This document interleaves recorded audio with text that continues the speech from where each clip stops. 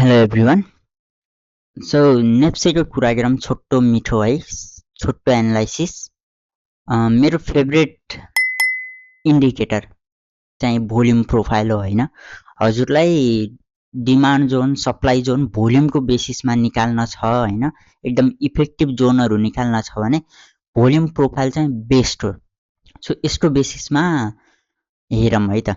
Total अलि long time फ्रेमको कुरा गर्ने हो भनेपछि यहाँबाट फल भइसकेपछि हामीले एउटा बटम बनायो र बटम बनाइसकेपछि यता एकुमुलेसन भएर माथि जाँदासम्मको सबै भोल्युमलाई मैले यसमा लिएको छु है त। यहाँदेखि टिल नाउ आजसम्म, आज त छुट्टी भयो के अरे, योभन्दा अगाडिको दिनसम्म लिएको छु।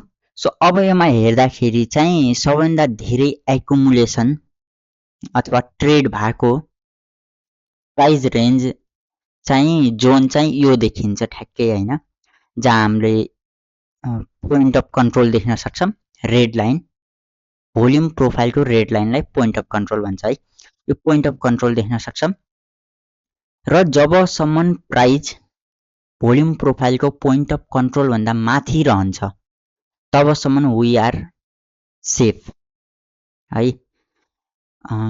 यो पोइन्ट अफ कन्ट्रोलले प्राइस यदि माथिबाट खस्दै जाँदाखेरि ह्यान्डीमै सपोर्ट जोनको हिसाबले काम गर्छ र तलदेखि माथि जाँदाखेरि चाहिँ रेसिस्टेन्स जसरी काम गर्छ।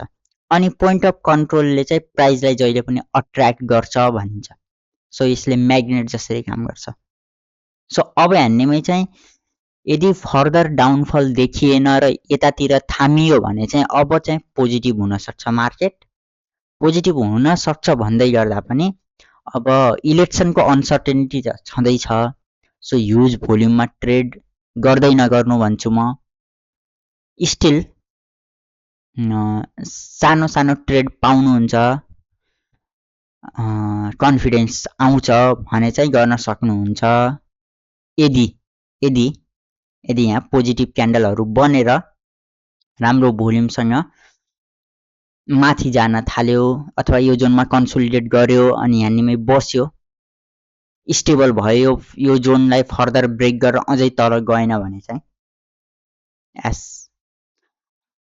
त्यसपछि चाहिँ हामीले माथितिर हेर्न सक्छौँ टार्गेटको लागि। अहिलेको लागि चाहिँ अब नेप्से ठिकै छ।